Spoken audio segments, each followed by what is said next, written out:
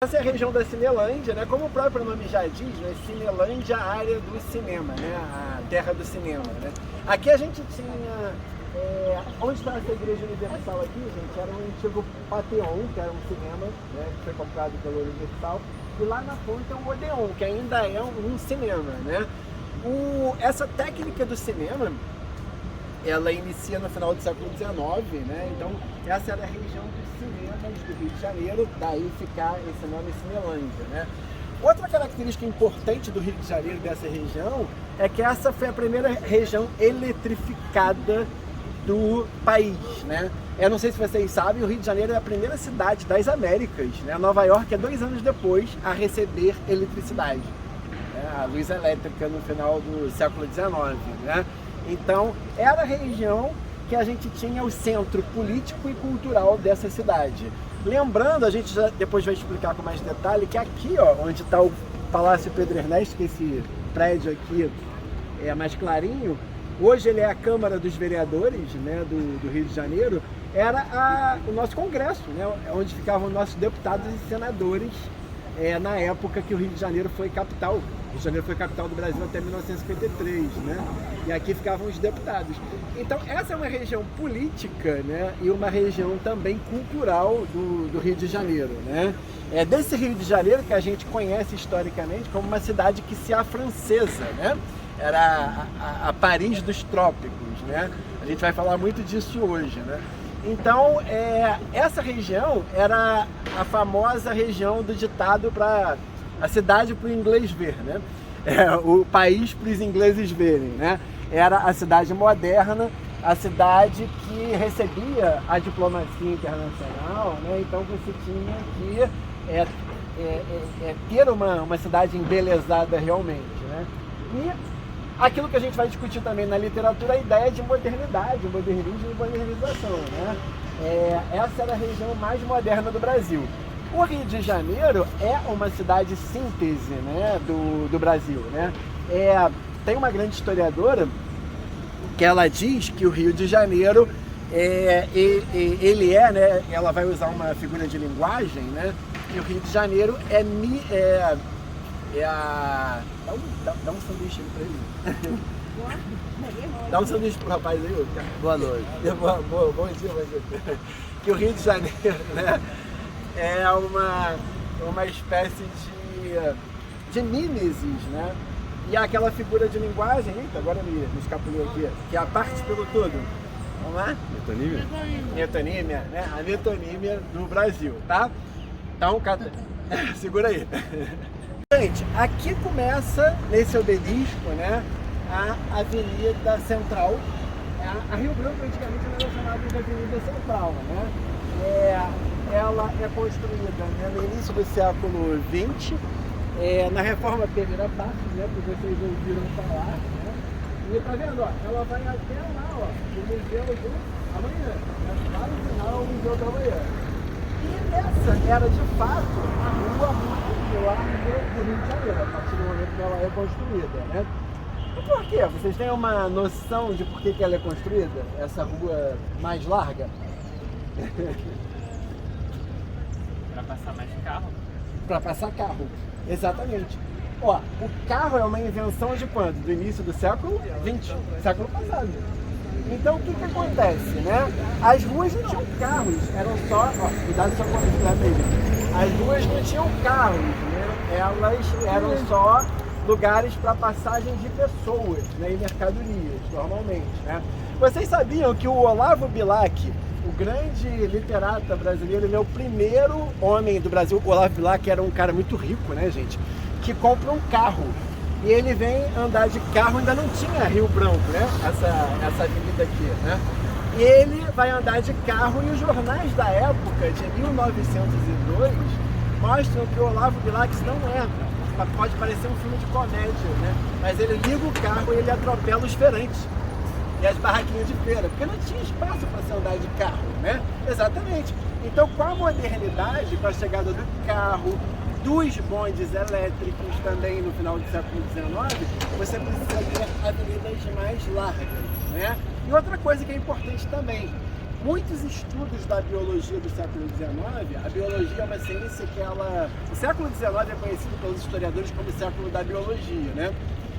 Muitos estudos mostram que era preciso você ter ruas mais largas para o ar circular melhor e para a gente não sofrer de algumas doenças, né, respiratórias. Olha aí, já estava se discutindo a ideia de doenças respiratórias no século XIX. Daí, as habitações, elas eram muito encostadinhas uma na outra.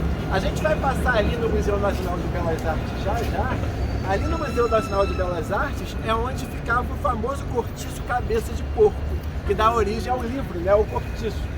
Então as casas eram muito amontoadas, né? Então você cria uma rua mais larga exatamente para esses ares passarem, né? Uma outra coisa interessante, o mar vinha exatamente até aqui, ó. Em frente ao Obelisco. Aqui tinha uma praia, né? Que era a antiga Praia da Glória, né? Da nossa Praia da Glória. Ela vinha aqui. Essa região que está aqui onde a gente tem o MAN, é o Museu Nacional de Arte Moderna, é tudo aterrado daqui, é uma região toda aterrada. O aterro do Flamengo, né? Que é aqui na frente, e o da Glória é toda essa região aqui é aterrada. O mar vinha até aqui. Aqui na nossa esquerda a gente tem o Passeio Público. O Passeio Público é uma obra do século XIX, que foi mandado ser construído por Dom João VI, já faz parte do Brasil colonial, né? Quando Dom João vem para cá, ele cria o passeio público. E o passeio ele dava no mar. Né? Dizem que o Dom João ele vinha passear ali, a nobreza, né, vinha expor, né, suas roupas, as modas europeias aqui no passeio público. Né? No mar era aqui. Então a cidade ela começa literalmente no obelisco. Os obeliscos, né, eles são construções para início de alguma coisa, de uma rua, né, de uma civilização. E esse obelisco ele marca justamente o início do Rio de Janeiro, né, como uma cidade moderna, né, como uma cidade parisiense, né, da Belle Époque, tá? Ó, aqui a gente tem a inauguração da Avenida Central, 15 de novembro de 1905, tá vendo? Ó, ele é de 1905. E aqui a gente tem algumas informações, ó. Engraçado é que tiraram as letras, ó. Tá dando pra decato, número. Deixa eu ver se aqui tem alguma informação a mais. Ó, inícios das obras, março de 1904. Tá vendo? O início das obras da avenida é justamente o início do ano que eles começam a construir o Teatro Municipal. O Teatro Municipal demora 5 anos para ser construído, né? É 1904. E vocês têm um fato histórico aqui nesse obelisco, né? Que é muito importante. Vocês lembram que Getúlio Vargas, quando ele chega ao poder em 1930, ele dá um golpe militar, né? As tropas de Vargas vêm do sul e elas entram aqui na Avenida Central. E o Vargas, exatamente aqui, ele para o cavalo aqui, enlaça o obelisco, né? Ele, simbolicamente, né? Óbvio, né? Ele simbolicamente enlaça o obelisco, toma a Avenida Central, representando a tomada do poder. Né? Então a tomada do poder é justamente aqui, né? O Vargas com as suas tropas, né? Chegando aqui e tomando o poder em 1930. Né? E o Vargas vai ficar de 30 a 45, na primeira era Vargas, e de 45, de 50 a 54 no segundo governo dele, tá? Isso aqui, gente, é que teve uma reforma com o Eduardo Paes, né, para a Olimpíada. Isso aqui era rua mesmo. Eu me lembro que em algumas atividades, passeios que eu fazia aqui, a gente ficava espremido aqui com medo, porque passava carro, ônibus aqui, né? Agora não, agora tá mais legal, porque dá pra gente andar mesmo. Mas olha o tamanho dessa avenida, né? E se a gente olhar para lá, né, a gente consegue ver o Pão de Açúcar, né? Mas aqui do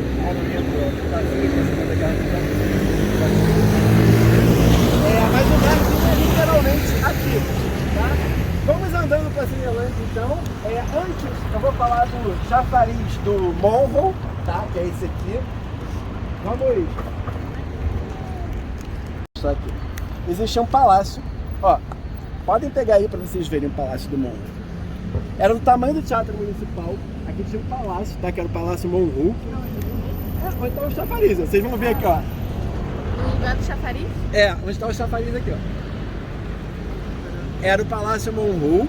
Né? Ele foi demolido Ele é dessa época também, de 1904, né? Esse palácio era onde funcionava o antigo Itamaraty, eram as relações diplomáticas do Brasil, né?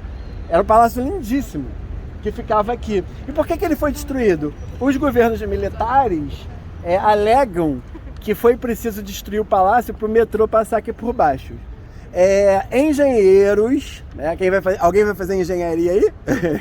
Vai fazer engenharia? Então, engenheiros depois descobriram que não precisava demolir o palácio, né? Que na verdade foi uma demolição à revelia, tá? Hoje você tem esse chafariz do Monroe aqui. Esse chafariz foi um presente a Dom Pedro II, ao Império Brasileiro, vindo da Áustria, né? E ele é todo de bronze mesmo. E esse chafariz tem umas coisas que são bem Rio de Janeiro, né? Vocês lembram do roubo das vigas da perimetral? Que ninguém explica isso até hoje, né? Ninguém explica como que se roubou uma viga, são pesadas. Esse chafariz aí, gente, ele já foi parar até em Curicica, em Jacarepaguá. Aí resolveram trazer ele de volta pra cá.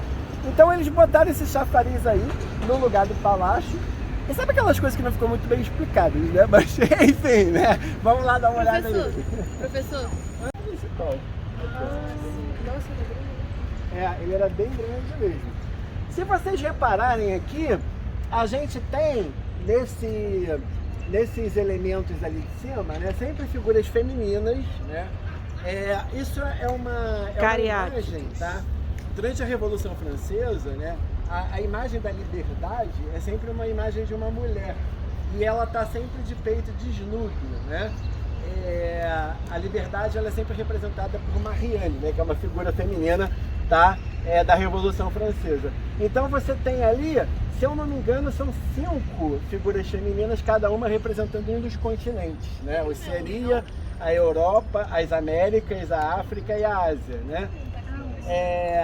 E lá em cima você também tem anjos, né? Segurando uma espécie de pedestal, né? Simbolizando a liberdade dos povos, tá? Então, esse chafariz, ele ficou viajando aí no Rio de Janeiro durante um tempo, né? E colocaram ele no lugar, porque ficou de fato um buraco, né? No meio da cidade. Até hoje, isso aqui é meio que um buraco, né? Se a gente parar pra pensar, né? Do ponto de vista urbanístico, né? Não tem muito sentido, né? Mas tá aí. E tem o chafariz tá sem água, né, gente? É Deodoro da Fonseca, né? Lembrando vocês que os militares é que fundaram a nossa república também num golpe, né? Num golpe militar, tá? Não tem como a gente separar a história do Brasil republicano sem participação dos militares, tá? Os militares, eles têm fundamental importância política na fundação da nossa república. A gente vai perceber isso naquela praça ali que a gente estava ali e a gente vai voltar, né? É uma praça toda com memórias militares. Lembra que eu trouxe para vocês uma matéria do Globo do 13 de maio, né? É uma matéria muito interessante que vai mostrar ali que apenas, né, 0,1% das estátuas do Rio de Janeiro representam pessoas negras e mulheres, então é menos ainda. Normalmente as estátuas, as memórias são de pessoas brancas, políticos, ricos, né, desses elementos, né? E a gente vai perceber muito nessa praça ali, que é uma praça militar, né? É uma praça que tem representações positivistas, né? Do início do final do século XIX, a República ela é proclamada em 1889, né? E então a gente tem uma história que versa muito com os militares. Vamos falar baixo porque os militares estão por aí. Não quero ser preso. Então essa praça ela foi rebatizada de Praça Mahatma Gandhi, tá? Mas ela sempre foi Floriano Peixoto. Então o que a gente percebe, e o UERJ gosta muito disso, gente, de que os espaços públicos, só em você rebatizar, você já mostra que há uma briga pela memória, né? Essas memórias elas estão em luta, né? Teve um projeto recentemente de rebatizar essa praça de Marielle Franco, por conta da Marielle, da representatividade, enfim, esse projeto não passou na Câmara dos Vereadores, né? Que a gente vai ver ali. Então, assim, as memórias elas estão não é uma coisa assim tranquila, né? Não, tem sempre guerra, luta, né? Para você representar esses espaços, tá? Porque os espaços ainda são espaços brancos, tá? E a UERJ gosta muito de trabalhar com essas questões da memória. Eu me lembro que caiu uma questão na UERJ 2021, que foi aquela UERJ quando começou a pandemia, né? Que eles trabalharam com imagens nos Estados Unidos e em São Paulo. É uma imagem do Monumento aos Bandeirantes. Quem que conhece São Paulo? Já foi em São Paulo, não? Tem o Monumento aos Bandeirantes, que os paulistanos, né, eles foram lá e escreveram assassinos, né, genocidas, né? Os bandeirantes foram homens brancos, né, que matavam índios, né? E eles são vistos como heróis. Então a gente tem essa representação. Tem um documentário, né, um anime, né, que eu sempre indico para vocês, que é uma história de amor e fúria, né, que conta essa luta pela memória. Uma história de amor e fúria, a gente está lá no meu canal. Esse anime tá lá, quem quiser ver. É um anime muito legal que conta a história do Brasil e essas lutas pelas memórias periféricas, né? Como a UERJ gosta muito, eu indico a vocês, né, darem uma olhada lá no anime. É um anime muito legal. Foi um anime que foi proibido a exibição dele no Brasil pelo governo anterior, né, o Bolsonaro. E a gente que é de humanas, né, historiadores, antropólogos, a gente botou nos nossos canais para que... Qual que é o nome dele? Uma história de amor e fúria. Tem lá no meu canal. Né? Então o anime tá lá, ele é super premiado, ele ganhou o prêmio Ursos de Berlim, né, de melhor anime. Então é muito legal para vocês estarem vendo, porque a UERJ gosta muito de trabalhar com as memórias, com esses espaços de memória das cidades. Beleza? Vamos então adentrar lá a praça antiga Floriano Peixoto, Cinema Odeon.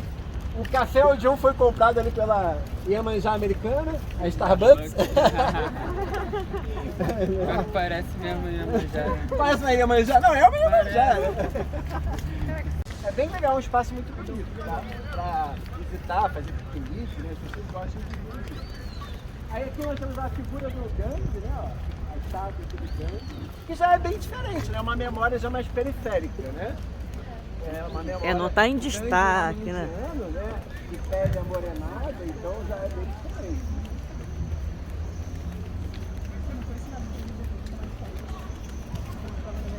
Boa noite, Minharão. Você é do Rio? Isso, não, da Índia. Aí, alguém aí. Tá vendo? Temos um grande aí. Então, muita gente tá aí.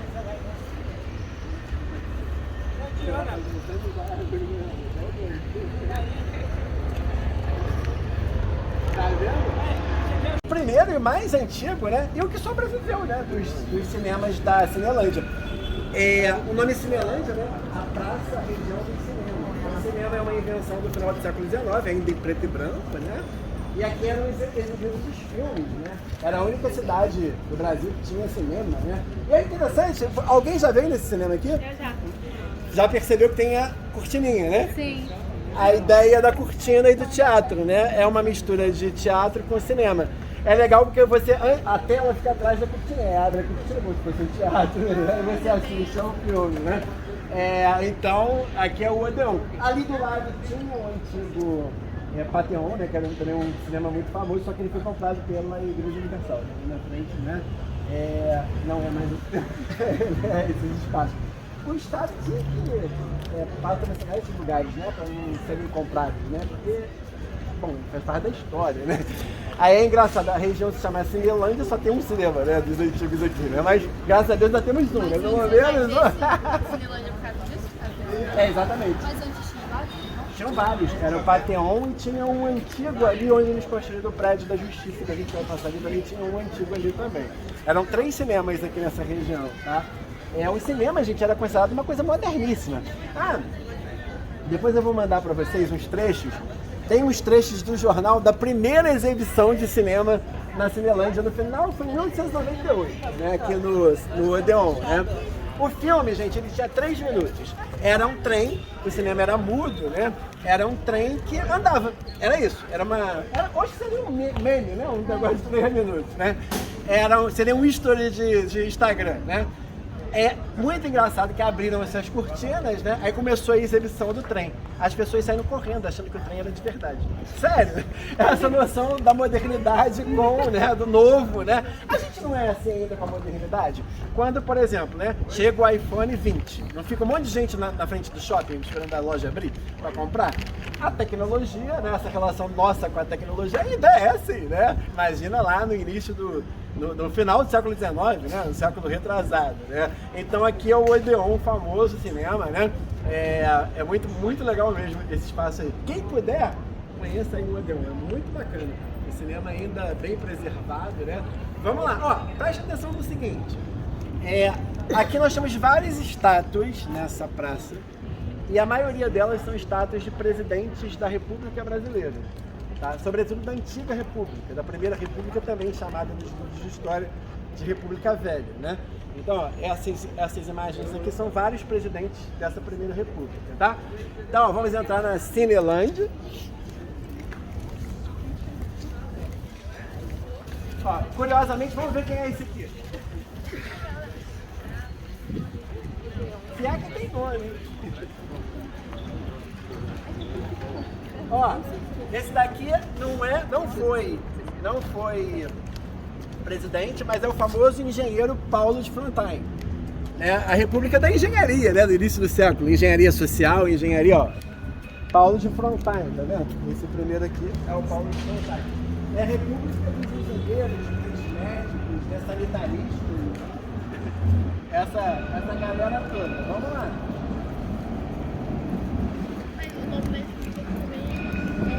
Uma região militar, de forte influência militar, o famoso clube militar. A gente vai passar pelo mais antigo ali na Rio Branco, lá na frente também, né? Perto do metrô ali. Né? Então, ó, clube militar, tá vendo? Os militares estão aí, eles sempre estão. Vamos lá. Esse daqui quem é? Vamos ver aqui.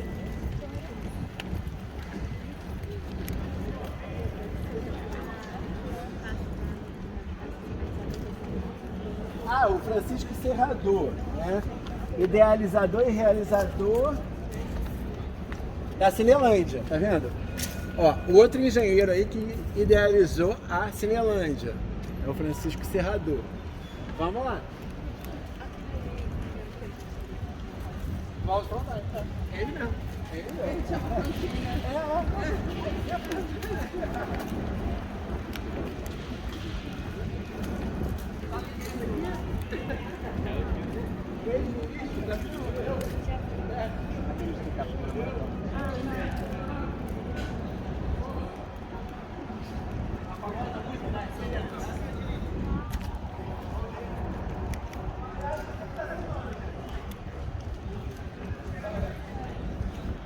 Não, tá sem nome mesmo. Caiu a placa. Não sei se caiu, né?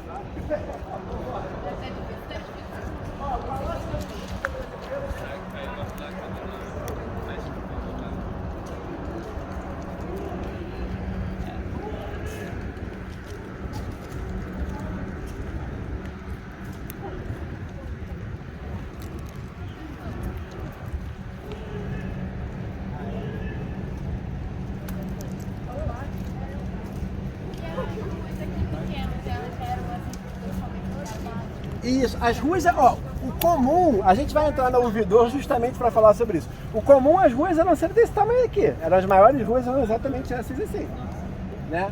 Aí você abre uma rua desse tamanho, realmente, né? Aqui, gente, ó, é o Palácio da Justiça brasileiro. Isso lembra vocês o quê? Esse era o antigo STF. Tá nessa momento de luta aí do STF, né, com os governos, né, então, era o antigo STF, tá? É um prédio também da mesma época do municipal, vocês vão reparar que esses prédios, eles têm a mesma forma arquitetônica, né, Catarina? Essa ideia do Arte Nouveau, né? Uma arte, né? Eles são todos parecidos, né? Eles são todos com a mesma estrutura, tá vendo? Também é. Ali do lado, a gente vai passar agora em frente, né? É a Biblioteca Nacional. É um prédio mais antigo. Esse é o prédio mais antigo dessa região. A Biblioteca Nacional, ela foi construída foi mandada ser construída por Dom João VI. E só terminou de ser construída já com Dom Pedro I. É a segunda maior biblioteca da América, né, do continente americano, só perde para biblioteca de Nova York. Né? A gente tem acervos do mundo inteiro. O Dom João, quando ele vem para o Brasil, a família real foge de Portugal, né, dos ataques napoleônicos, da França napoleônica, eles mandam construir uma biblioteca aqui. E os livros ainda de Portugal, do século 12, 13, estão aqui ainda, são nossos, tá? São acervos nossos. Muitas das vezes, historiadores portugueses, quando querem estudar alguma coisa de Portugal, vêm para cá, para a Biblioteca Nacional, tá? Ela realmente é uma referência. Quem puder algum dia conhecer, eles emprestam livros, né? Você pode pegar todos os acervos de revistas, jornais do Brasil, de todos os tempos, estão aqui na Biblioteca Nacional, tá? É o prédio mais velho dessa região, é a Biblioteca Nacional, tá? Bom, sigamos. Ó, o Pateão era aqui, ó, onde está o Universal, o antigo cinema. Né?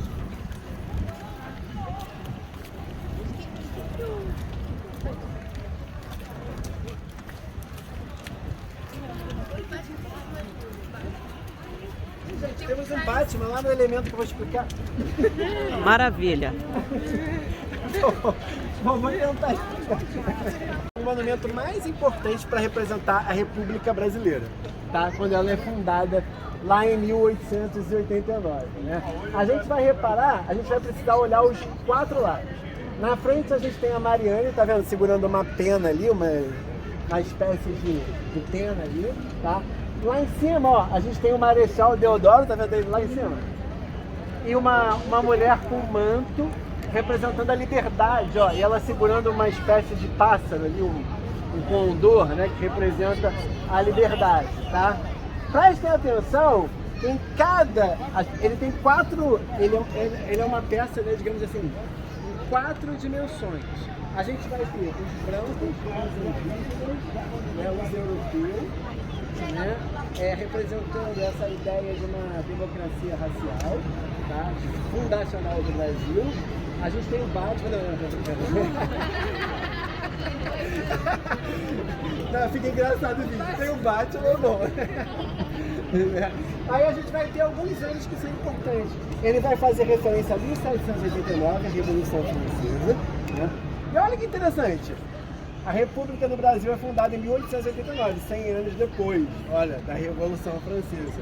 A gente vai ter também uma referência a Tiradentes também ali, porque Tiradentes foi um dos primeiros, e Confidência Mineira é um dos primeiros movimentos a incorporar a ideia de independência do Brasil. Vamos tentar olhar a cada lado. Cuidado.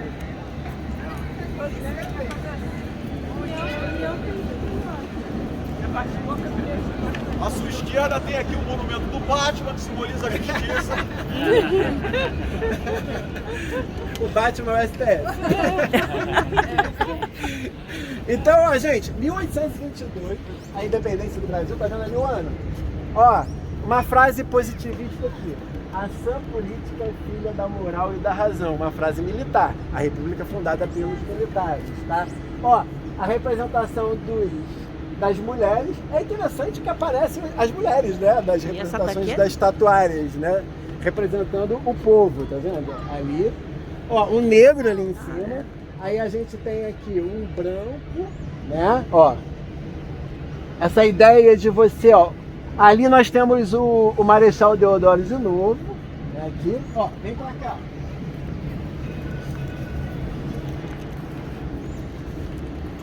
Em 1889, independência do Brasil. Ó, tá vendo? O amor por princípio e a ordem por base e o progresso por fim. O que está escrito na nossa bandeira? Ordem e progresso. É um lema positivista, tá? Ordem e ideia. O que sai primeiro? A ordem. Depois o progresso. Isso é de uma leitura muito sofisticada. Isso está dizendo o seguinte: vários políticos brasileiros, isso aqui era Brasília da época, literalmente isso aqui era o Congresso. Esse prédio aqui é o Congresso. E se for necessário chegarmos ao progresso, nós temos que impor a ordem. Essa é uma ideia bem militar. Nem que seja uma ditadura. A ideia da ordem vem primeiro, depois o progresso. Vamos lá, virar aqui, ó. Tá vendo como a estátua é toda em quadro dele? Bem já.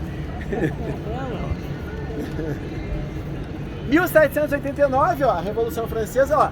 Aqui nós temos o catolicismo como elemento fundamental também da cultura brasileira, né? Ó, 1789, libertas que será também. Qual a bandeira do Brasil que tem esse lema? Libertas que será também, tem um triângulo.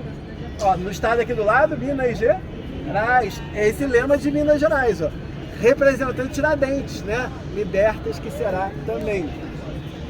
Vocês sabiam que tem um historiador, Zé Murilo de Carvalho, que ele vai fazer um estudo das representações de Tiradentes? Um pouquinho de glicemia. Às vezes foi propositalmente como se fosse Jesus. As imagens de Tiradentes parecem com Jesus. Né? Para quê? Né? Para o povo justamente cultuar Tiradentes como um elemento da libertação brasileira. Então Tiradentes é representado especificamente como Jesus por isso. Né? Vamos tentar então ver a frente do monumento.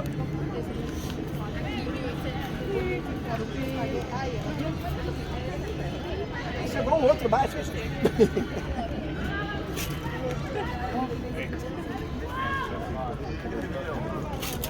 Professor, 1822 é o que mesmo? É a independência do Brasil. E 1889?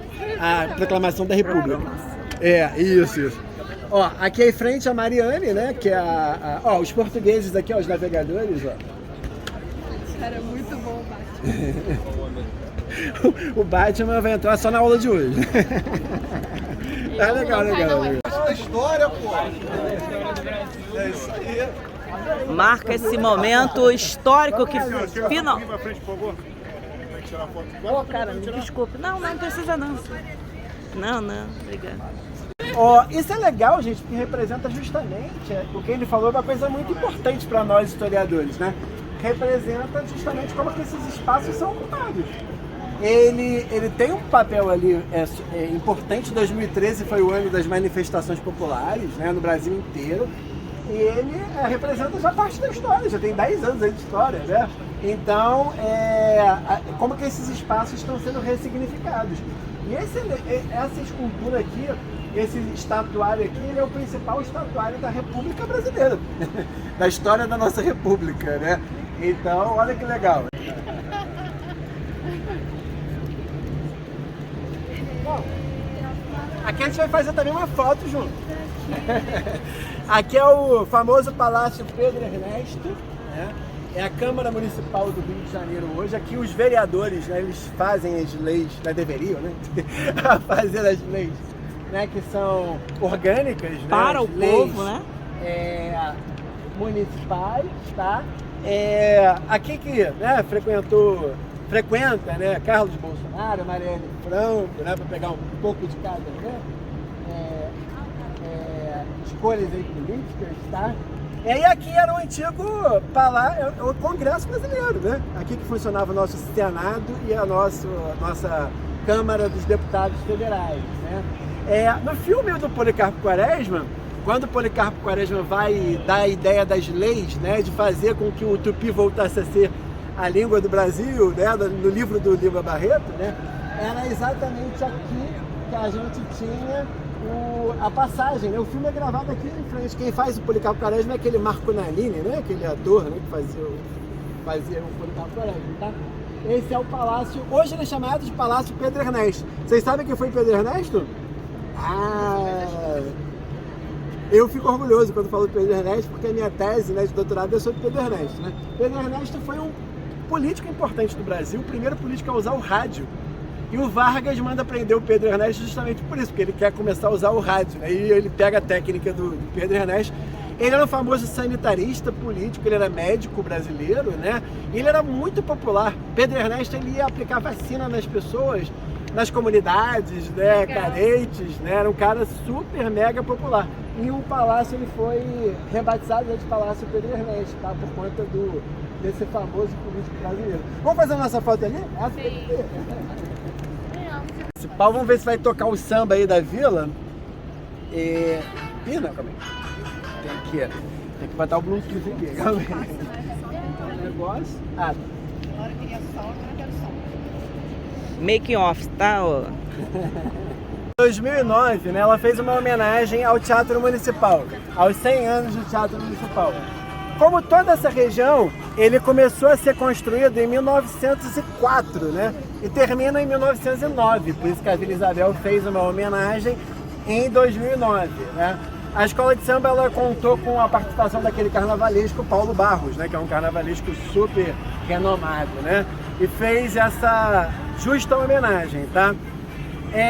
Temos aqui o Teatro Municipal, como o próprio nome diz aí, a Centenária Maravilha, né? Ele é todo baseado na Ópera de Paris, que é o principal prédio em Paris, que são representadas as grandes apresentações clássicas de música, né? De teatro, de dança. E ele na verdade, ele é quase 2 vezes a Opéra de Paris, né? A Ópera de Paris, tá? Ele é muito maior do que a Ópera de Paris e essa é a entrada de frente dele. Vocês que já tiveram a oportunidade de ir ao Teatro Municipal, vocês já foram ali naquela janelinha ali, ó, daqui da esquerda? Sim. Dá pra ver lá o Pão de Açúcar, né? Lá da janelinha, né? É lindo. Essa parte aqui da frente, como tudo na época era muito hierarquizado, gente, essa era a entrada das pessoas mais ricas, é a entrada de frente.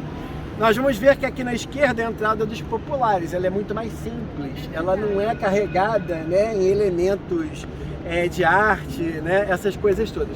Reparem que lá em cima tem o ano, né, de fundação, lá o 1904, 1909, né? E a gente tem também todos os elementos, alguns elementos dos grandes artistas. Ali nós temos uma homenagem a Verdi. Vamos chegar mais perto que eu não estou conseguindo enxergar mesmo. Mas vamos lá, ó. Vamos para a sombra, que senão não vai dar para ver.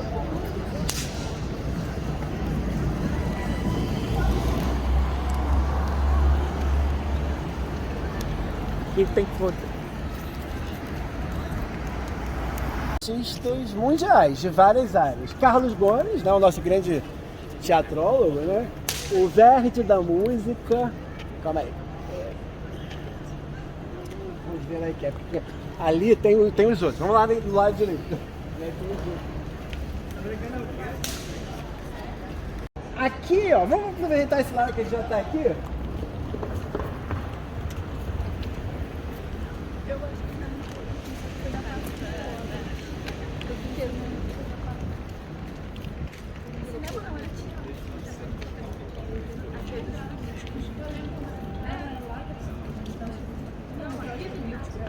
Ó, olha que interessante. Está escrito aqui, galerias de segunda ordem. Aqui, digamos que é a classe média, tá? Segunda ordem é a classe média, tá? E aqui do lado, a entrada, os políticos. Aqui é um restaurante assírio, né? Do Teatro Municipal, é lindo restaurante. Aqui entravam os políticos, tá? Entravam os políticos da época.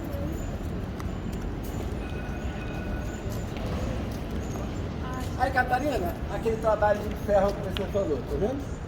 Todo em ferro, ó, em metal. Representando... Aqui são arabescos, né? Não é, Catarina? Uhum. Todos ó, homenagem a Heitor Villa-Lobos, né? O grande musicista aí da história da música clássica brasileira. Né, Vitória? Você que gosta de música clássica, ó, Villa-Lobos. Foi homenagem da mocidade da escola de samba também, tá? Uma pena a gente não poder entrar no teatro, né? Que o teatro ele tem... É maravilhoso, né? Ele tem todas... Antigamente, até 2015, tinha um programa que era Teatro Municipal por R$1. E era os domingos, né? Aí, às vezes, quando tinha Ana Botafogo se apresentando, e uma galera aí se apresentando bem, né? Mas teve mês passado, eu acho que foi mês passado, eu vi em R$5. Também? Ah, legal. Aí, tá vendo? Ó, uma informação da Lohana, né? É Lohana, né? Lídia, não, é Lohana, isso. Então vamos lá. É da Lídia. Tem apresentações por R$5. É até bom ficar de olho, né, no site do Teatro Municipal, né, que a gente consegue então um preço mais, né, econômico. Esse prédio aqui da frente, gente, é o Museu Nacional de Belas Artes, né? Tem aqui quadros fantásticos nesse museu. Dentre as obras mais conhecidas, os autores mais conhecidos nós temos aí Portinari. Tem um painel de Portinari que é do tamanho de uma sala inteira, né? Aquele dos trabalhadores cafeicultores está aí, nesse museu, tá? Aqui nesse museu em Belas Artes, que também é da mesma época, essas construções todas, né? É que se tinha o cortiço cabeça de porco, o cortiço ficava aqui. E atrás desse museu, nós tínhamos o famoso Morro do Castelo. Já ouviram falar do Morro do Castelo? Sim. Era uma comunidade que foi implodida, né? O Morro do Castelo, ele foi todo dinamitado mesmo, né? Pela engenharia da época. Por quê? É engraçado, né? Quando a gente vai ver algumas passagens de João do Rio foi um dos grandes escritores, né? Da literatura brasileira, no início do século XX. Ele ocupou a cadeira de Machado de Assis da Academia Brasileira de Letras, né? O João do Rio, ele era um cara... Pega aí essa primeira página do roteiro de vocês, né? Ele era um cara que a gente chama de dandy, ou da figura do flaner, né? Eles se vestem assim, ó. Oba. Eles se vestem dessa forma que tá aqui, ó. De fraque europeu, né? Andam com essa espécie aí de bengala, né? Com chapéu, né? Com a cartola ali, com chapéu, né? E eles eram figuras que... A ideia de flaner em francês, flaner, é flanar, né? Você andar sem preocupação, curtir a arte, a cidade, né? Essa coisa toda. E as pessoas, quando saíam do teatro municipal e olhavam o morro ali atrás, tem uma cena do João do Rio, ele é super preconceituoso, tá, gente? Aí, assim, ele tá saindo do teatro municipal com uma grande vedete da época, né? Aí ele olha pro morro, tá descendo um cara com uma vaca leiteira e vendendo leite. Aí eles olham aquilo, tipo, é o atraso, né? E aqui é a civilização, né? Então, assim, esse morro, que era uma comunidade muito popular na época, né? Representava o atraso da cidade do Rio de Janeiro. O confronto entre o lado pobre e a cidade partida, né? A cidade do morro e a cidade do asfalto, né? E justamente o morro foi dinamitado por isso, né? Então eles mandam dinamitar o morro, a comunidade do Morro do Castelo. Se vocês quiserem ver, eu vou deixar aí com... Vocês podem ir passando aí. Nesse livro aqui de fotografias do Augusto Malta, que é o grande fotógrafo do Rio de Janeiro dessa época, a gente tem o Morro do Castelo aqui do lado, né? As figuras do Morro do Castelo, tá? Então, olha que coisa que parece uma ideia de doido, né? De como que essa ideia de modernidade, né? De você trazer a modernidade, ela afeta realmente até o espaço, se tirar um morro. E, gente, isso para um trabalho em termos de tecnologia da época, né, de você dinamitar um morro, é muito, realmente, à frente do tempo, né? Então, aqui, ó, era onde a gente estava? Aqui, ó, o obelisco aqui. Lá o mar, ó. Ó o mar aí. Onde era Hoje em dia tem o que no local desse morro? Morro Santo Antônio. Agora ficou um plano. É uma região plana. Né? O Morro Santo Antônio ficava onde? Ainda tá aqui. Porque foi dele que foi feito o aterro do O Flamengo. aterro do Flamengo. Eles pegavam essas terras justamente para fazer o aterro. Né? Eles dinamitavam, Eu né? pensei que ele ficasse do lado de cá. Era usado duas técnicas, né? Quem é da engenharia aí, são duas técnicas, a dinamite e os jatos d'água. Eu só não sei o nome exatamente dessa técnica. Você joga um jato d'água em grande força, aí o morro vai desmanchar, afunilando, né? É impressionante mesmo. Olha que legal, gente. A gente tem uma... Nessa folhinha aí de vocês, a gente tem uma provocação aqui, ó. Olha o João do Rio falando pra gente. Essa primeira frase aí é do João do Rio, ó. O automóvel fez-nos ter uma apurada pena do passado. Ó, olha como que eles tratam o moderno, né? Eles olham pro passado e começam a ter pena. Morre-se depressa para ser esquecido dali, ó, aqui no finalzinho, ó, na última páginazinha, ó. Morre-se depressa para ser esquecido dali a momentos. Come-se rapidamente, sem pensar no que se come. Arranja-se a vida depressa. Escreve-se, ama-se, goza-se como um raio. Pensa-se em pensar no amanhã que se pode alcançar agora tentador. Por isso o automóvel é o grande tentador. Não há quem lhe resista, né? Essa ideia do automóvel, gente, como algo extremamente rápido, né? Daí, caiu uma questão, se eu não me engano, no Enem, uma vez, falando sobre um texto falando sobre alimentação, como a gente se alimenta depressa. Já reparou o fast food, a ideia de fast food? De vez a gente parar, né, almoçar com calma, conversar, né, falar sobre as coisas do dia, não. o automóvel acelera o tempo. Aí Catarina vai poder explicar melhor. Olha essa frase aqui do grande escritor Victor Hugo, que me lembra muito as artes, né? O impressionismo, né? Olha essa frase aqui do Victor Hugo. As flores ao longo da ferrovia não são mais flores, mas manchas, ou melhor, fachos de vermelho ou branco.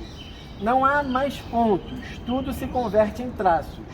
Os campos de trigo são grandes cabeleiras, liras desganhadas. As cidades, as torres das igrejas, as árvores desempenham uma dança louca em que se fundam no horizonte. A ideia de arte impressionista, da arte começando a versar com a modernidade, né? Quando por exemplo, né, vamos pegar o caso do Van Gogh. Quando a gente vai ver os girassóis do Van Gogh, eles estão como? Né? Eles estão parecendo, né, que eles estão em movimento, não é isso, Catarina? É a ideia do seguinte: quando você tem um trem elétrico, né, um bonde elétrico, quando você tem um automóvel, você não vê a coisa parada, você vê a coisa em movimento. Né? Daí você vê os trigais como se fosse em movimento. Como se a gente tivesse míope, né? É a ideia da modernidade afetando as nossas vidas. É muito comum na vida de vocês, né, vocês falarem assim: nossa, como esse ano passou rápido. Vestibulando, então, mais ainda. Mais ainda, né? É a ideia da aceleração da compreensão do tempo. Isso a literatura está trabalhando desde o início do século passado. Essa ideia da aceleração. Aí vocês ficam assim: mas professor, eles não tinham internet. Tudo bem, eles não tinham internet, mas eles tinham 3 jornais. Um de manhã, um de tarde, um de noite. Era coberto online as coisas. Né? Então, por exemplo, se alguém matou alguém importante às 10 da noite, no Jornal da Manhã já estaria. Né? Então, a cobertura do tempo, ele se acelera. A nossa sensação de tempo, ela se acelera. Eu costumo dizer em literatura que é muito assim: quando a gente vai para um lugar no campo, tem gente que sonha em morar no campo, né? Que a gente chama isso de fuga da cidade, né? O sentimento de fugir da cidade, né? Quando você chega numa fazenda, dá a sensação, gente, que o tempo não passa. Vou contar uma experiência pessoal para vocês, né? Vocês sabem que eu sou totalmente urbano, né? Eu tenho pavor de mato. Vocês estão vendo aquela novela da Globo chamada Todas as Flores? Não. Tem a Zoé, né? A Regina Casé, ela faz a vilã. Aí o outro vilão deixa a Regina Casé no meio de uma ilha.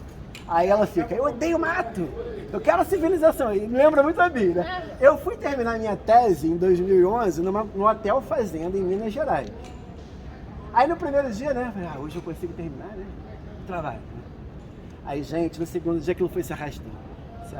Aí no terceiro dia chegou o pessoal da UFMG, os formandos de engenharia, tudo com umas garrafas de cachaça, uns jogos. Aí eu: oba, agora ficou legal. Porque o tempo se ajusta ao quê? À cidade. Nosso tempo, ele é muito corrido, não é isso? A gente tem assim: não, calma aí. Segunda, de 8 às 10, aula com o professor André. Não sei o quê, tanto.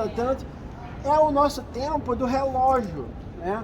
E esses homens aqui que estão escrevendo isso tudo são os primeiros homens a usar o quê? Isso aqui, eu digo que é uma prisão, tá, gente? É o relógio de pulso. Sabe quem inventou o relógio de pulso? Santos Dumont. Lá no início do século XIX. Os relógios, eles eram cordões, né? E os relógios não eram automáticos. O relógio automático, ele é uma invenção do final do século XIX. Era o relógio solar, né? Que você tinha o relógio solar. Quando você coloca o relógio aqui, a tua vida fica toda o quê? Dominada pelo tempo de produção, o tempo capitalista. É o tempo de você entrar na fábrica, marcar o seu ponto, sair, né, do trabalho. Tudo é marcado como se fosse o quê? Né? Criteriosamente, como se fôssemos uma máquina. Né? Olha essa outra passagem aqui que eu acho fantástica. Né? Olha isso aqui. Oswald de Andrade, um dos pioneiros do movimento moderno, né, do modernismo do Brasil, ele anunciando em 1913, já tinha bonde elétrico no Rio há muito tempo, né? A chegada do bonde elétrico em São Paulo. Olha isso. Anunciou-se que São Paulo ia ter bondes elétricos. Uma febre de curiosidade tomou as famílias, as casas, os grupos. Como seriam os novos bondes que andavam magicamente sem impulso exterior? Ou seja, sem um cavalo para puxar o bonde, né? Sem algum elemento para puxar. Eu tinha notícia pelo pretinho Lázaro, filho de uma cozinheira da minha tia, vinda do Rio. Tá vendo? Vinda do Rio, no Rio já tinha, né? Então, ó, que era muito perigoso esse negócio de eletricidade. Quem pusesse os pés nos trilhos ficava ali grudado e seria esmagado fatalmente pelo bonde. Precisava pular. Vamos lá. Quem de vocês aqui não foi criado com algum desses mitos urbanos, de que não pode cair no trilho do metrô, ficar grudado? Olha isso aqui, no início do século XX. Né? Ó, vamos lá. Anunciavam-se que numa manhã apareceria o primeiro bonde elétrico. Um amigo me informava, o bonde pode andar até a velocidade de 9 pontos. Sabe qual é a velocidade de 9 pontos? 30 km por hora. Pra gente hoje, na nossa noção de modernidade e velocidade, 30 km é uma coisa lenta. Eu me lembro, quando o Eduardo Paz botou esse VLT aí pra funcionar, eu tinha amigos, né, eu trabalho aqui em Fix, aqui na frente, né, na FRJ, que ficavam assim, não, André, não vou pegar esse negócio devagar pra caramba não pra chegar ali na Cindelândia. Demora, né, 30 km por hora. É porque o nosso tempo ele é muito mais rápido. Outra coisa, vocês devem ser, a geração de vocês com certeza é, né? Não, esse celular tá devagar. Esse Android tá demorando tanto a atualizar, né? A gente acha que demora uma eternidade o Android. Aparece aquele bonequinho do Android para atualizar. Gente, isso é rápido demais, né? Os padrões da época. Olha como que eles estavam impressionados com 30 km por hora. Alguém andando rápido numa descida de bicicleta dá 30 km por hora. Mas vamos lá, ó. Vamos lá, deixa eu parar aqui. Ninguém aguenta, é capaz de saltar dos trilhos e matar todo mundo. A cidade tornou um aspecto de revolução. Todos se locomoviam, procuravam ver. Os mais afoitos queriam ir até a temeridade de entrar no bonde elétrico. As pessoas não queriam entrar no bonde elétrico. Imagina o negócio. Um murmúrio tomou conta dos ajuntamentos. Lá vinha o bicho. O veículo amarelo e grande ocupou os trilhos no centro da via pública. Gritavam, cuidado! Vem a 9 pontos! Uma mulher exclamou. Outra gente corajosa andar nessa geringonça.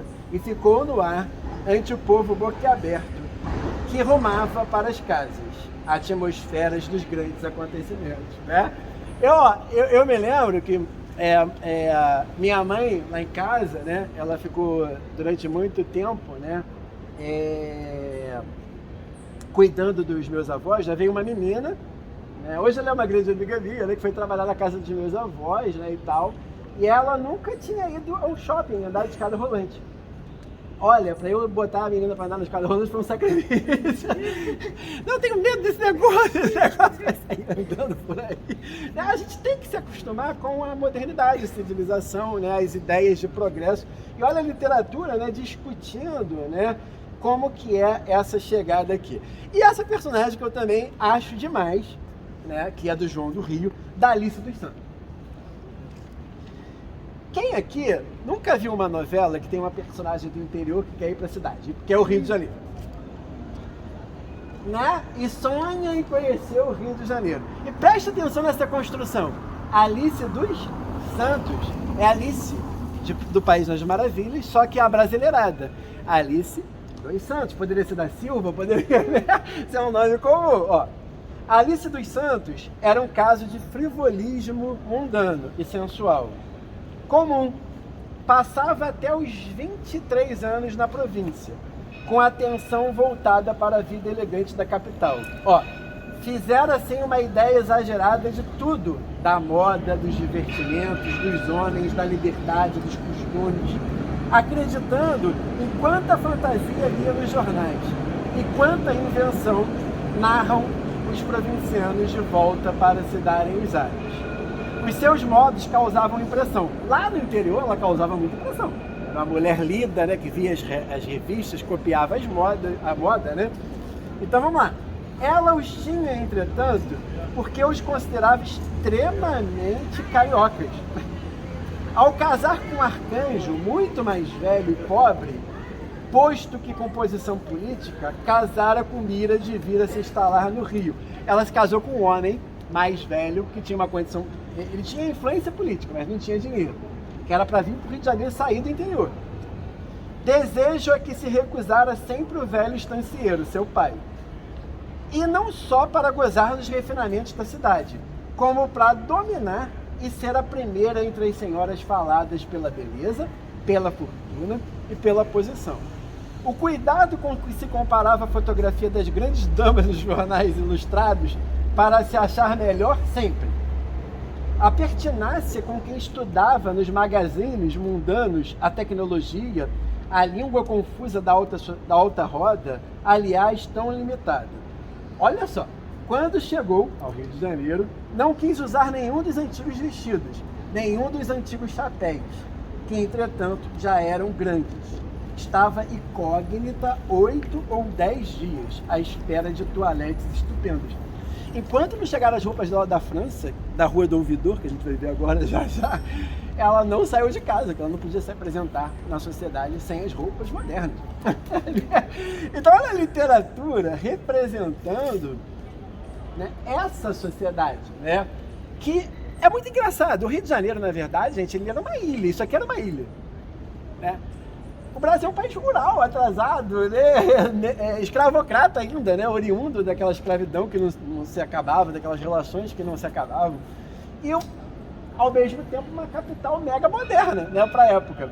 Olha essa cena aqui também, que é a cara das pessoas que andavam nessa região que a gente está aqui. Acendeu um cigarro. Acendeu a moda.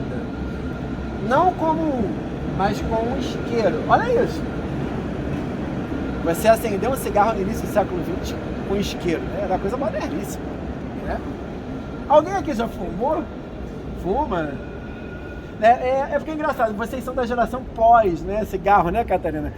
No início dos anos 2000, as pessoas fumavam dentro dos shoppings. Era super comum. Às vezes até no hospital dentro. Estava associado a ser chique, aos filmes de Hollywood, né? Era uma coisa assim, fumar era uma coisa chique. Eu vejo muito isso na questão do meu pai. Meu pai é um homem bem velho, né? Meu pai já tem quase 70 anos assim. E ele tem o hábito de, tipo, ele fuma, né? E ele direto ele entra em casa fumando, isso pra ele não é nada, né? E aí eu tenho bronquite, várias coisas. Minha mãe não gostava que ele fumasse dentro de casa quando eu era pequeno. Aí uma coisa que ela sempre me explicava é que ele tem esse hábito porque antes podia se fumar em qualquer lugar. Exatamente. Ele fumava no almoço, no restaurante, fumava dentro do trabalho, tipo, lugar fechado.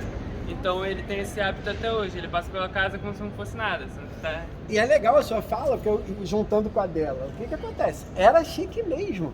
E hoje não, hoje, olha como que muda a opinião, né? Hoje é uma coisa mal educada, você fumar num lugar, né? Se você está no restaurante, não, tem um lugar para fumante.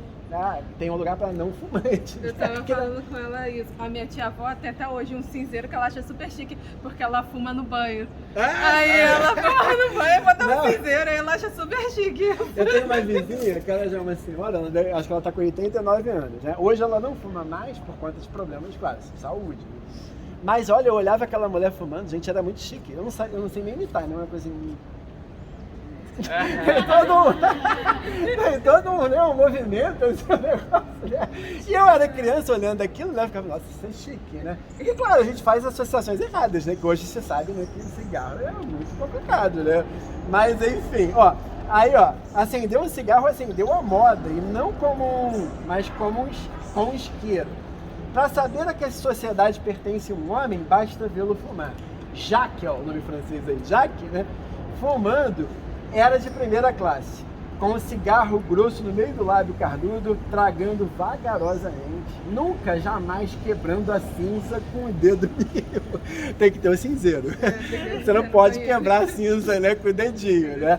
Então, essa cidade aqui é uma cidade interessante, né? Ela é muito afetada, né, gente? Assim, afetada no sentido de que, pô, o clima não mudou muito, né?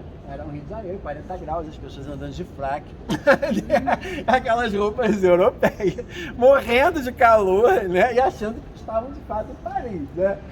Mas é bem interessante mesmo. Vamos lá para a Rua do Ouvidor para a gente conhecer então o contraste agora, né? Vocês estão vendo o tamanho dessa rua e agora nós vamos ver qual era a maior rua da época, né? A Rua do Ouvidor. Sigamos! A famosa Rua do Ouvidor. Né? Essa era a maior rua do Rio de Janeiro. A Rua do Ouvidor é de Cata, 1572, é isso? Maior em largura e tamanho. 1578. Ela começa 1578. Ela começa lá, ali é onde a gente vai até lá, tá? Já. Ali é uma região hoje, né? A gente vai passar ali, tem barizinhos com samba, provavelmente vai ter samba. Hoje é domingo, né? Sábado, sexta, domingo, né? Tem sambinhas e tal. Lá era o mar, né? Entrada do Rio de Janeiro. E aqui era literalmente o antigo Barra Shopping do Rio de Janeiro, né? Era onde a moda era vendida, as roupas francesas, as comidas, onde as mulheres elas vinham passear. Olha essas sacadas aqui, estão vendo? Essas sacadas ali, essas 4 aqui são originais, né? Essas 5 aqui são originais, né? As mulheres elas se apresentavam para a sociedade com as suas roupas ali, né? E naturalmente, por essa rua ser super largas, né? As roupas femininas já lembravam umas baianas de escola de samba, né? Imagina 4 mulheres aqui, né, tentando, juntas nessa rua, né? Não passava mais ninguém, né? Mas isso era a ideia de modernidade que se tinha na época. Vamos ficar aqui na sombra, só pra gente poder parar um pouquinho? Pra gente escutar, em 1991, na folhinha de vocês aí no início, tem o Samba do Salgueiro, que vai contar a história dessa rua, né?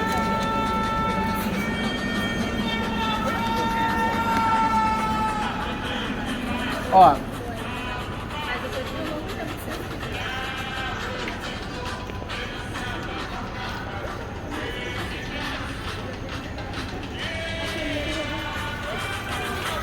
Ó, vou daqui pra lá e de lá pra cá. Tá vendo, ó? É a ideia de shopping. As pessoas passavam aqui, era uma loucura isso aqui.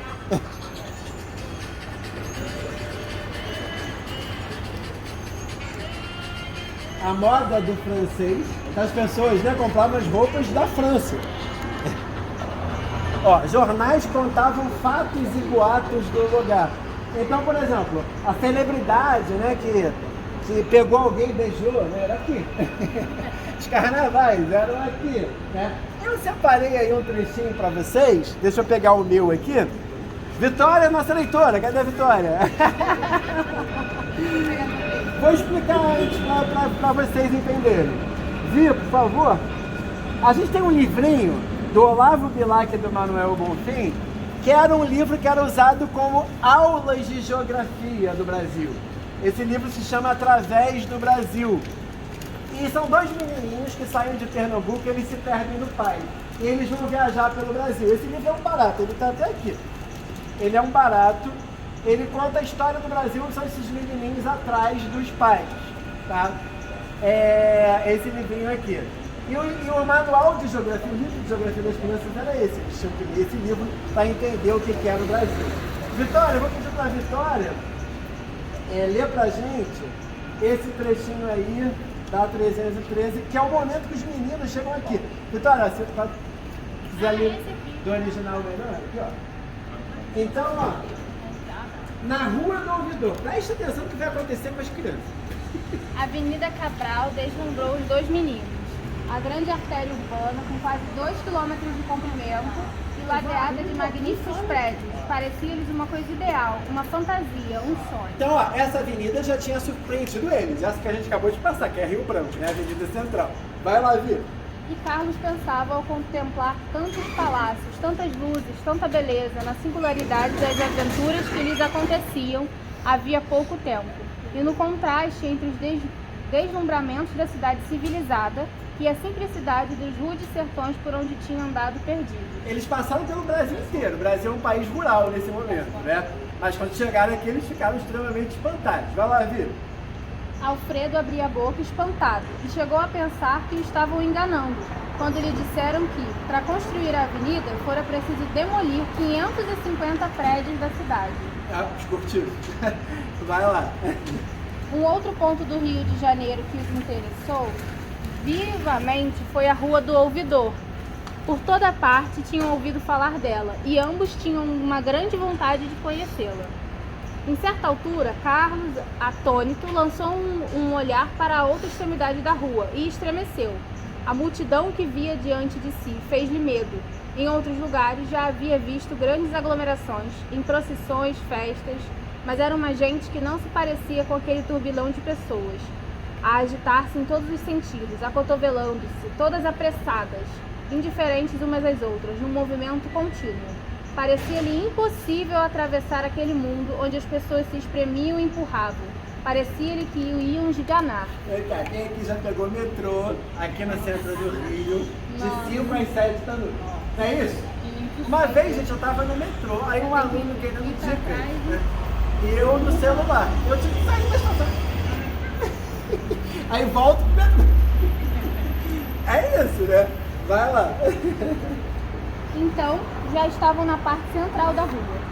O Dr. Caldas, ao mesmo tempo que ia indicando as casas mais importantes e os homens mais em voga, cumprimentava a um e outro e pedia notícias, conversava com os amigos que encontrava, curvava-se em saudação para as senhoras que conhecia, e não faltavam senhoras, a entrar e sair dos armarinhos, todas elegantemente vestidas, de uma formosura muito esmerada. Pode ir lá, pode ir lá.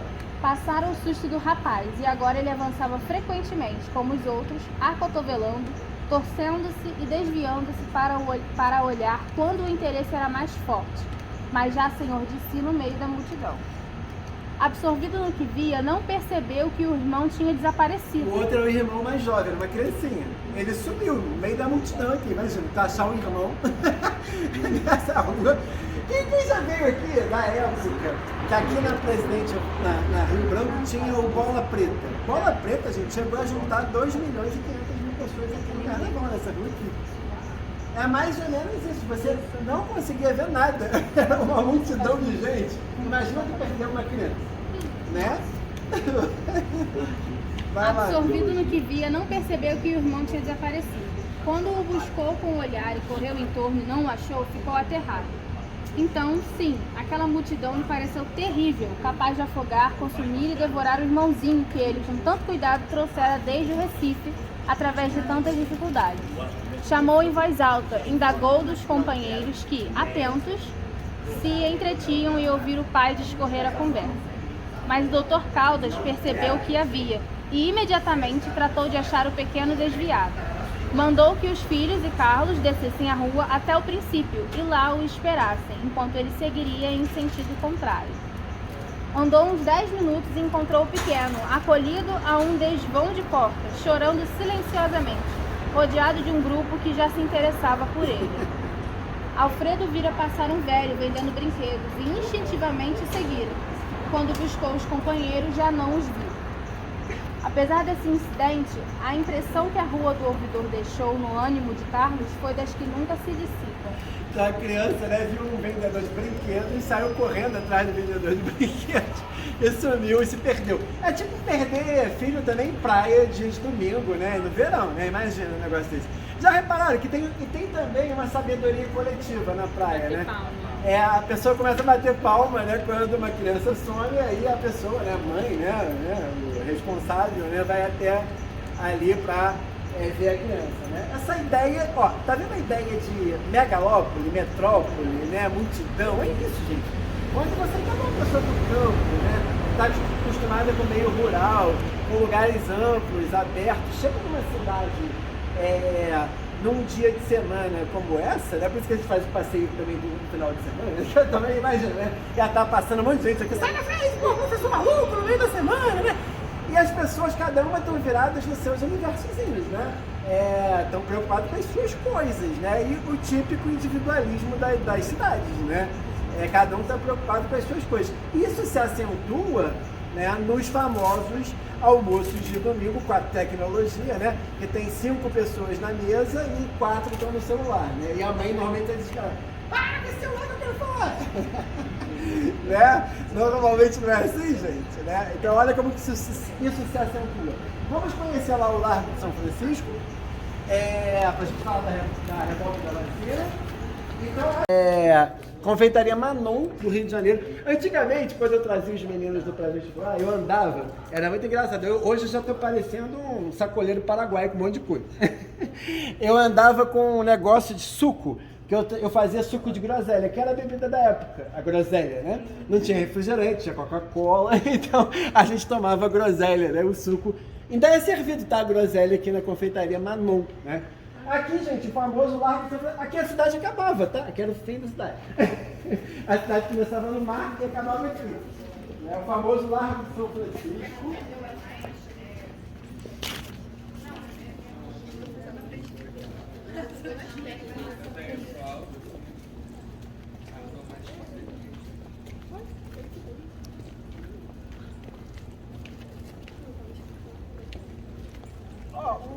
Vocês tinham perguntado do gabinete de leitura.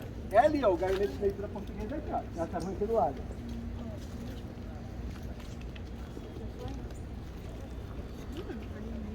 Esse é o famoso Largo São Francisco de Paula, né? Aqui é a igreja de São Francisco de Paula, que é a segunda mais antiga do Rio de Janeiro, né? E aqui que aconteceu a revolta da vacina, foi aqui nesse largo, né? Aqui na frente o prédio, hoje chamado prédio do IFIX, né, da UFRJ, Instituto de Filosofia, Ciências e História, né? O pessoal que faz os cursos de licenciatura é aqui. Esse era um prédio da engenharia, tá? Quem fazia engenharia antigamente na primeira universidade do Brasil. A UFRJ é conhecida, gente, até hoje como Universidade do Brasil, né? Que foi a primeira universidade, de fato, criada por Getúlio Vargas, né? Aqui é o prédio do IFIX, tá? Era um antigo prédio de engenharia. É um prédio muito legal, também tem uma biblioteca muito boa, que é aberta ao público, tá? E aqui é o Largo São Francisco de Paula. Aqui, gente, passava... É engraçado, antes dessas reformas agora mais recentes, dava para ver a linha dos bondes aqui, né? Aqui passavam os bondes elétricos. Vocês devem lembrar que os populares, quando eles se revoltaram contra a vacina, né, eles quebravam os bondes, botavam fogo nos bondes, né? Por quê? Porque o bonde elétrico representava progresso. E por incrível que pareça, quando hoje as pessoas se manifestam, né, os populares se manifestam quebrando ônibus, não estou defendendo a violência, tá, gente? É uma maneira de você atingir os empresários. Né? Porque a pessoa que pega aquele transporte todos os dias, né, abarrotado de gente, né? Então você quebra o bonde elétrico por isso. Ele representa os empresários, o poder financeiro, né? Então, a revolta da vacina aconteceu nesse espaço aqui que é relativamente pequeno, né? Você imagina. Na revolta da vacina, né, foram mortas 4.000 pessoas, né? Pela polícia da época, né? Contra os populares. Então, imagina a concentração de gente que se tinha aqui, né? É exatamente essa concepção, tá? Esse espaço que a gente se surpreende por ser um espaço muito pequeno, né? E o casario continua com essa ideia de um casario que na época, né, era colonial, mas extremamente da elite, tá vendo? O casario aqui também, ó. Aqui, né, as confeitarias, né? E era uma região muito rica da cidade. A cidade acabava aqui, porque até o início do século XIX, né, até 1800, 1805, a cidade acabava justamente aqui. Depois é que foi construída atrás a Praça Tiradentes, que é ali que o Tiradentes foi enforcado, né? É aqui atrás a Praça Tiradentes, e a cidade foi crescendo, essa ideia de uma cidade que passa a ser comercial. Daí essa região daqui de trás ser conhecida como a região do Saara, né? A região do alto comércio do Rio de Janeiro, que tem estado em decadência após a pandemia, né? Que você passa ali no Saara, as lojas estão fechadas, né? O chinês está tomando conta. Os chineses estão tomando conta, né? Era muito Saara. Tem inclusive um restaurante árabe que eu adoro ali. Então, infelizmente, assim, essas novas lógicas da cidade, né, ela tem modificado bastante, tá? E é uma região, conforme a gente vai para lá, né, a gente percebe uma região muito empobrecida da cidade, né? A cidade já vai ficando mais, perdendo valor mesmo, né? Estético, urbano, né? Essas coisas todas, tá? Ó, a rua do Comeré. Ele diz aqui no trechinho do livro, né? Quase 2 quilômetros, né? Aí, ó. Essa ruazinha aí, pequenininha.